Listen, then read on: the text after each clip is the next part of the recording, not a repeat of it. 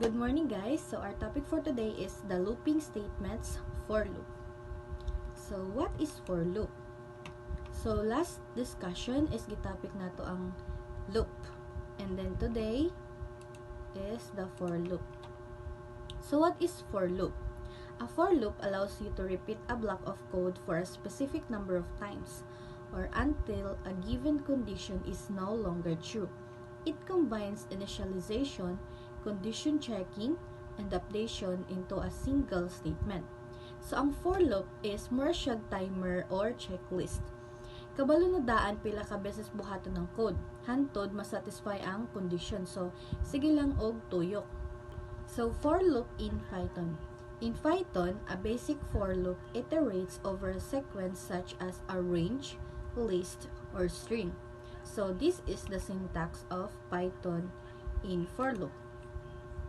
So, for, the built-in for, imong variable, and then the built-in in, and then the iterable, or the listahan or sequence nga iterverse. For example is range, list, or string. And then, the code block to be executed. Dito sa ubos. So, naay tulo ka parts ang for loop sa Python. So, the variable, a placeholder for the current item in the iterable. Iterable, the collection of items to iterate over.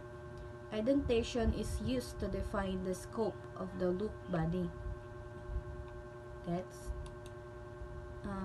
I will give example later for the for loop in Python. Let's proceed to for loop in Java. So, this is the syntax of for loop in Java.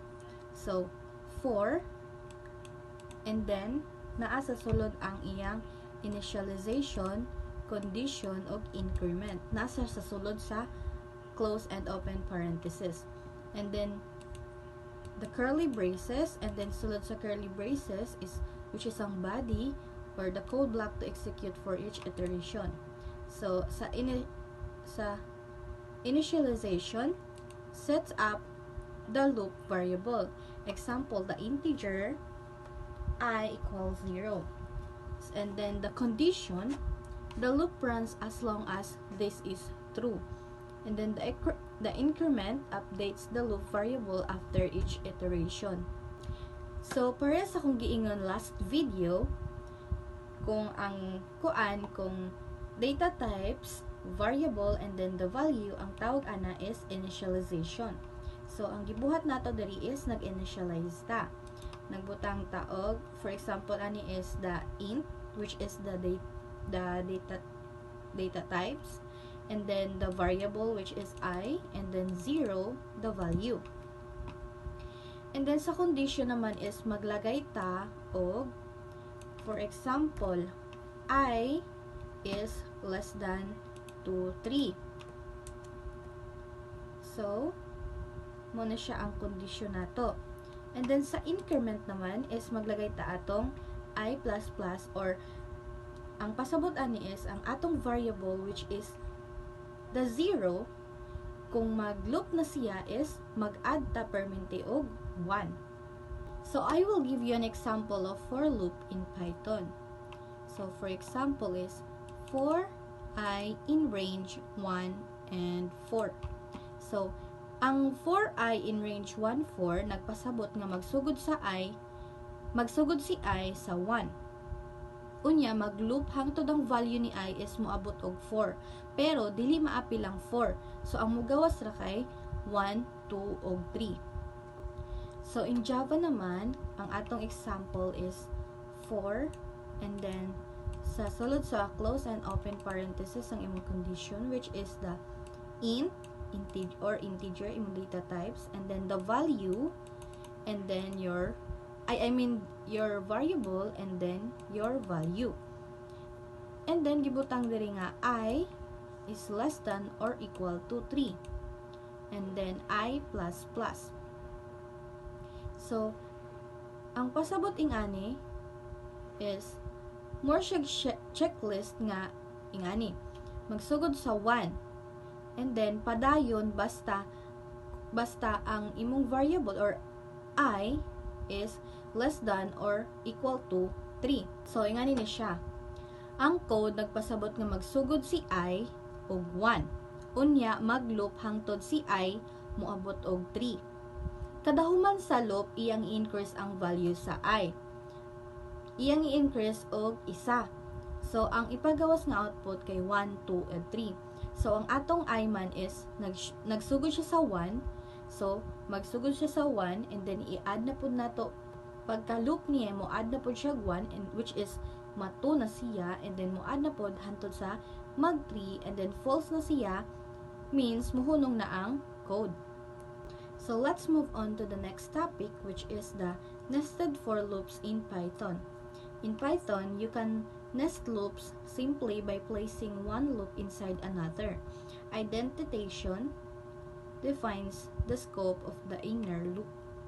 So, ang nested loop is loop nga nagdala og loop. So, sa isa ka loop is naapod siya sulod nga loop. So, para ni siya sa mga pattern, mga multiplication tables, and mga grids. So, I will give you an example for Python nested for loops.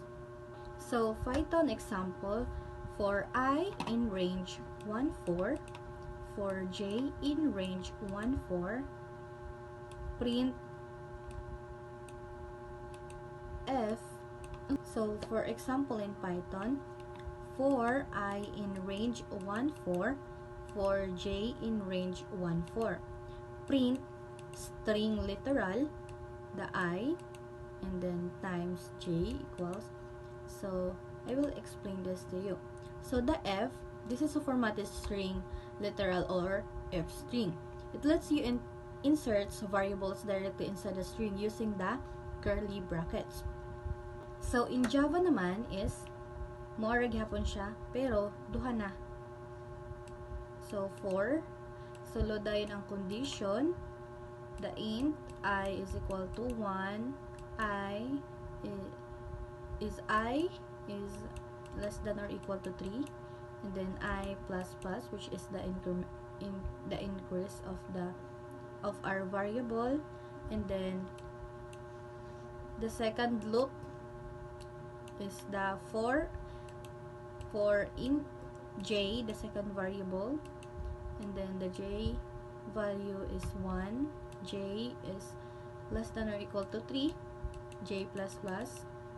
So, i-increase na to ang value sa atong variable. So, system out print line na dayon niya. Mag-print og multiplication expression gamit ang value ni I og J. And then, ang I plus X quotation plus J kay i-convert sa string. So, mahimong 2 times 3. Kung 2 ug 3 ang values. Dayon ang I times J nga sulod sa open and close parenthesis kay i-compute una. So, 2 times 3 equals 6. Ug ipapilit kini sa string. So, ang magawas is 2 times 3 is equal to 6. So, ang outer loop, which is ang kanang I nga variable, first variable nimo kay para sa first number sa multiplication. And then, ang inner loop, or kanang second variable nimo, kay para sa ikaduhang number. And then, ang system out print line, mag-print siya sa I times J, and then the result. Tapos, ang system out print line, kay para mo break og line para maklaro ang kada row. So, kano sa aman magamit ang for loops? So, magamit ang for loops kung kabalo na kadaan pila ka beses buhato ng code. And then, kung gamit po ni siya kaayo if list sa counting o pag-loop sa strings. So, balikon na to, no? Ang for loop is fixed na nga tuyo. And then, ang nested loops is loop siya sulod sa isa ka loop. So, dito rin nag-end ang atong lesson. Hope you learned something in my topic. Thank you!